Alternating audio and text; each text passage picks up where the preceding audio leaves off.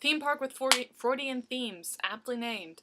Let's get down to brass tacks since I have a lot of stuff to cover and only so much time to cover it in, and I really don't want to do multiple videos of the Hatter's mental state. Um, okay, basically, one word to describe her, vindictive, which I know that's what a lot of people think of. Well, it is. She is vindictive. She is cruel. She is evil and insane. That's basically it. She is evil. Uh, I cannot find any sort of redeeming qualities in her. Even when I'm making up her own history, the way she is, I can't say, oh, well, she's this way because of this and you should feel sorry for her. No. Which is really hard to think of because I have done characters in the past that are just as crazy or just as evil or anything, but I can find redeeming qualities in them. Like with Harley Quinn, I can understand where she's coming from. With Viper, who is a nihilistic terrorist, she wants to see the destruction of humanity and civilization and just stuff like that because she is a crazy, crazy person. Sorry, I am trying to watch my language, but there are some words that should be used best to describe these people. But I can see where Viper comes from because the fact that she was tortured as a child. Hatter, not tortured. Well, sort of. She was sort of tortured, but it was of a different mindset, and she could have just done differently. What treated her life differently than what she ended up doing. What I did in describing and developing her story and her backstory and why she is what she is. A couple of years ago, I was reading an interview with Heath Ledger saying about how he wrote this Joker journal and everything. Essentially, all the stuff that Joker would find funny and just to get deep into his psyche to understand why he is how he is. I actually ended up doing that for Hatter. Basically, it's just little vignettes or stories or tales or even quotes or doodles or scribblings or just whatever about her. I have done it in chronological order, so you see from when she's first introduced in Wonderland to basically her downfall of everything.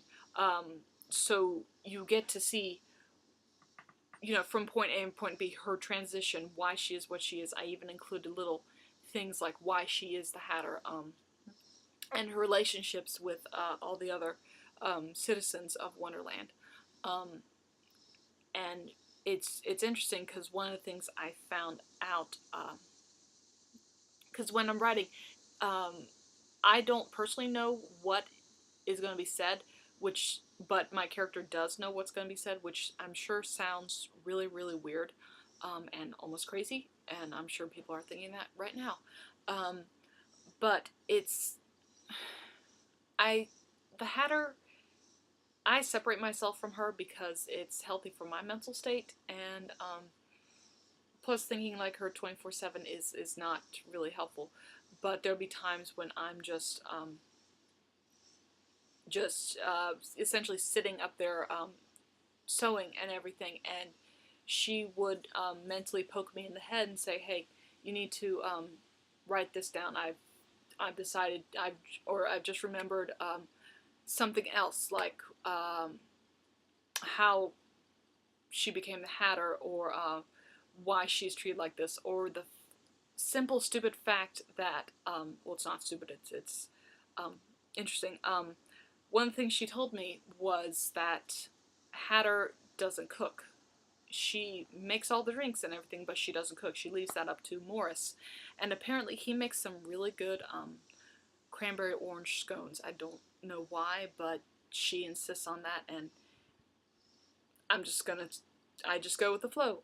So yeah, that's basically what it's like in my head sort of sometimes. for example, I was, another time I was just watching TV in my room, and um, I was actually getting ready to go to bed, and she again poked me in the head and said, no, before you go to bed, you have to write um, this experience I've just had, which was one of her earliest experiences with Alice. Um, the way I'm treating this is Hatter has always known about Alice since the first time she's arrived, but Alice hasn't known about Hatter. Um, I sort of had it that they interact in dreams, which is kind of interesting because if you think about the dreams that you've had, you don't know what's going on, but the dream seems to know what's going on with you. Like you can be walking down and all these figments and everything from your dreams know exactly who you are, but you don't know who the heck they are. So it goes with sort of a deep psychoses and everything. Hatter is, like I mentioned in the previous video, she's very, in the moment, she's very id-oriented. She wants instant results. She can wait for things to happen, but they have to go as she plans. So she's not crazy, kooky, hilarious, wacky, crazy. She's focused crazy, which is much more dangerous. And that definitely separates her from Morris because, like Danny Stiles said in one of his interviews, Morris is always living on the surface. He's always out there. Hatter's more focused. Hatter is smart. She's, if not the smartest, one of the smartest people in Wonderland, or at least she wants to think that. And really, from what I know about the other characters, that's not that hard to accept, especially with people like the Queen and Jack and El Gato. So she knows that she's smart. She knows she can get away with things. That's the thing. She's very driven. She wants, once she sees a goal, she wants that goal, and she will do anything to reach that goal, which again is very frightening. Another difference between her and Morris. Morris is, he'd be happy completely, you know, taking it out back and being the tar out of you and you know, being a leg breaker. Does he revel in the violence? I don't know. But you know, he has no problem being the enforcer, being the bouncer, being the guy like that. Hatter is different. She can be prone to violence, but it's of a different level, where Morris would just beat you up completely.